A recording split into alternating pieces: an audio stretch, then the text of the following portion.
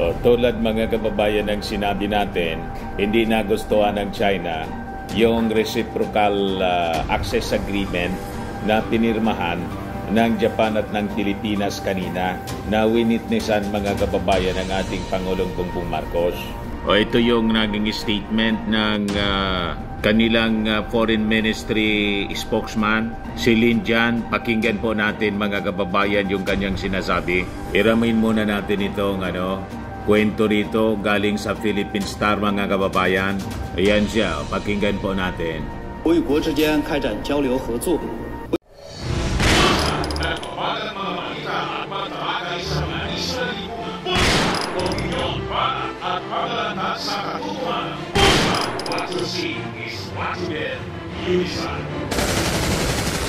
不应损害地区国家间的相互理解与信任，不应破坏地区和平与稳定，不应针对第三方或损害第三方利益。该地区不需要军事集团，更不需要挑动阵营对抗、鼓动新冷战的小圈子。任何损害本地区和平稳定、破坏本地区团结合作的行径，都将招致地区人民的警惕和共同反对。malinaw pa.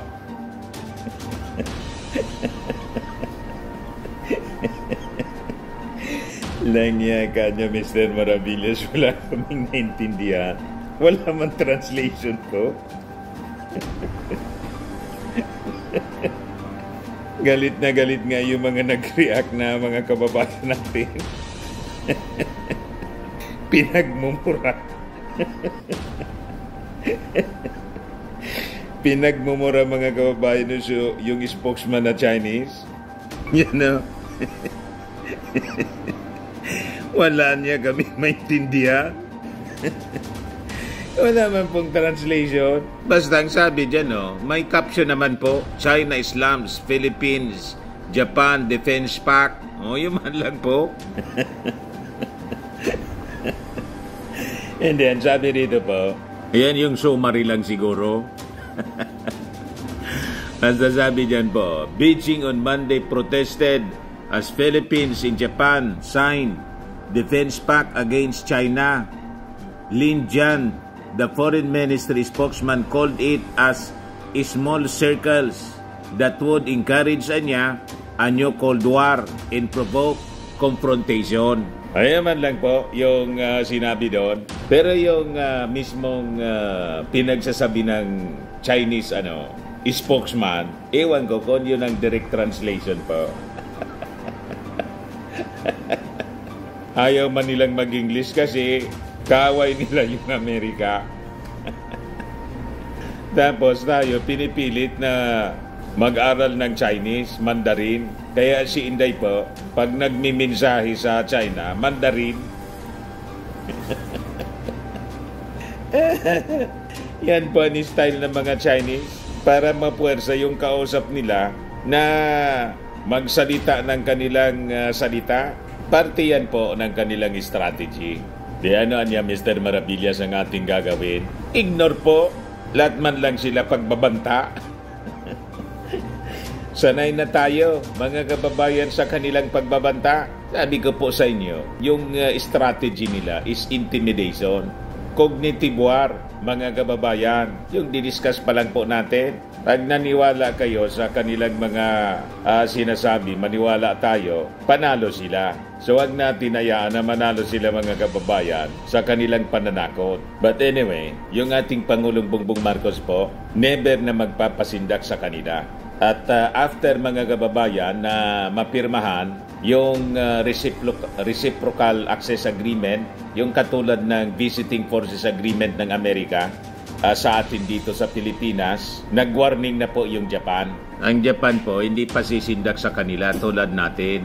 Yan po, sabi ng Japan, Japan warns against use of force to change its status quo dito po sa Indo-Pacific. Yan yung bago natin pong kasangga. Yan po yung kanilang statement. Japan reiterates the importance of peace and stability in the Indo-Pacific region and opposes unilateral attempts to change its status quo by force and coercion, sabi po ng kanilang foreign minister na si Yoko Kamikawa. Ayan po mga kababayan. Ayan po yung ginanap kanina sa Palasyo Malacanang mismo. So sabi po ni Kamikawa, bigay sa inyo yung full story ng balitang yan. Click subscribe muna dito sa ating YouTube channel and hit the notification bell para lagi po kayong updated sa mga kaganapan dito sa ating bansa. Like and share na rin po ninyo ang ating video. At huwag na rin po ninyo na skip yung ating mga commercial ads para tuloy-tuloy lang ang pag-unlad ng Bagong Pilipinas. Sa mga nagana po ng malinis and spacious fitness gym, pumunta lang po kayo sa aming Colossal Fitness Gym. We also offer Grab Car Rental with our brand new 2023 model ng Toyota Innova. We also accept booking for those who are planning to travel via PAL, Cebu Pacific, and other airline companies, local and international, and bills payment for Meralco Bills, Aleco Bills, PLDT, etc. Ang Colossal Fitness Gym is located at 3rd floor Security Bank Building, Lanco Business Park, Legazpi City, Albay. For inquiries, look for Gilon Maravillas. Contact number 0966-802-0949.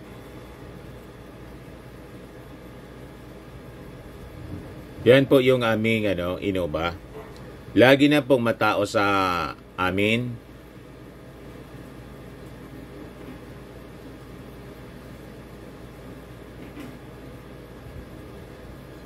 Yan po mga bagong clients namin. Napakaganda at colorful at napakalinis ng aming gym po. Pati mga foreigners po pumupunta sa amin, mga British tourist po sila dito sa Legazpi. Na-set up na rin po yung aming mga brand new gym equipment.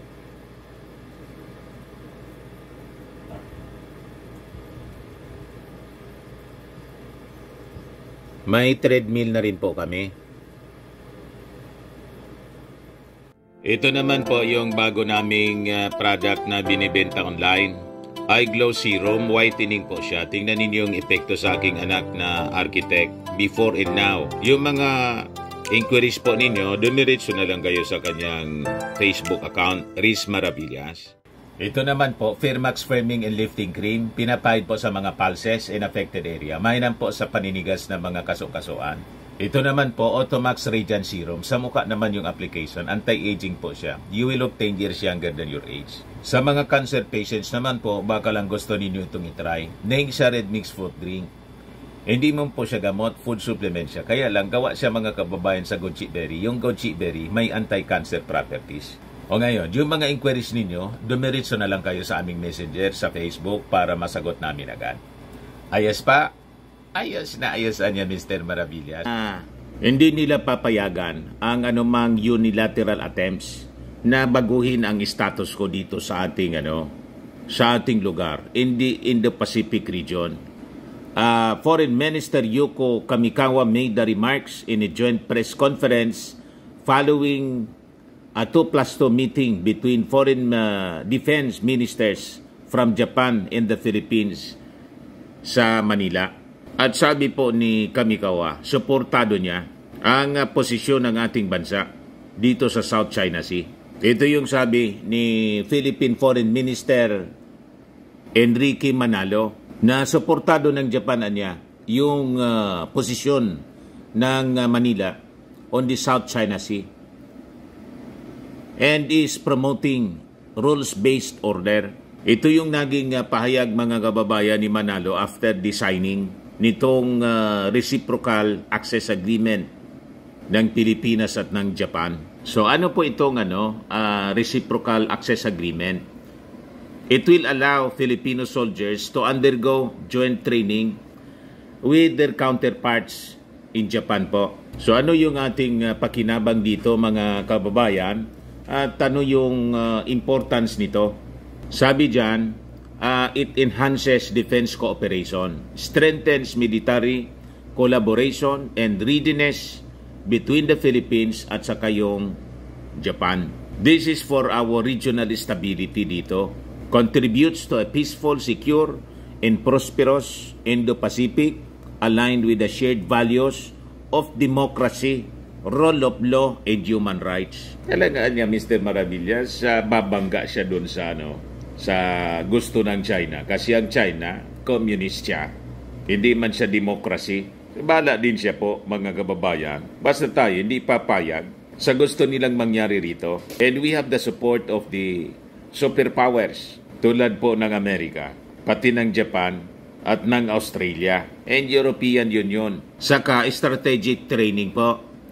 Provides Filipino soldiers with advanced training opportunities and fosters interoperability with Japanese forces. So tulad ng Amerika, kasangga natin ngayon yung Japan. Sanib puwersa na po yung ating armed forces with the Japanese forces sa pagmamantini po ng katahimikan dito po sa Indo-Pacific region. So may katuwang na po tayo, may kasangga na tayo, di ba? So mas malakas na tayo ngayon, mga kababayan. Ngayon, may related initiatives pang iba.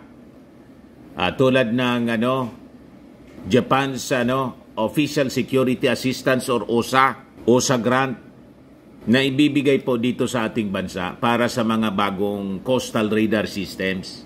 So tutulungan po tayo. So sabi diyan, PBBM's Trilateral Summit with the US President Joe Biden and Japanese Prime Minister Fumio Kishida in April reaffirmed their commitment to regional peace and stability. So ito yung produkto, mga kababayan, resulta ng pag-uusap, yung summit na ginawa doon sa US noong April. Nag-usap-usap yung si US President Joe Biden, si Kishida, tapos pumunta yung ating Pangulong Bongbong Marcos. In-invite kasi po mismo ni President Biden para magkaisa po sa objective na panatilihin ang katahimikan at siguruhin yung freedom of navigation dito po sa South China Sea and the Indo-Pacific region. So napakaganda yung naging resulta, mga kababayan, ng activity kanina sa Palasyo Malacanang. So sabi diyan, Japan is stepping up. Long pacifist Japan is becoming, with US encouragement, more assertive in response to China's growing military clout and North Korea's missile activities. It has pledged to double defense spending to 2% of economic output by 2027 and to acquire counter-strike capabilities with US Tomahawk missiles. So tulad natin, mga kababayan, patuloy na nag-upgrade ng kanyang defense capabilities yung Japan. Noong April, yung Washington and Tokyo announced a major overhaul sa kanilang defense ties, including an upgrade to their command and control structures to make them more nimble. Any crisis, ibig sabihin, para mabilis siya na makapag-respond in times of crisis. Parang tayo, mga kababayan, kaya lagi tayong sunod-sunod yung mga military exercises na ginagawa po natin. Yung ating Philippine Air Force nga, lumarga papuntang papuntang Australia para makipag military exercise. Ngayon, sabi diyan, Tokyo's ambassador to Manila, Kayusa Indo, said Thursday that significant developments in Japan's defense equipment supplies to the Philippines were in the offing. So kasama po yung Japan sa tutulong sa atin para ma-modernize yung ating military.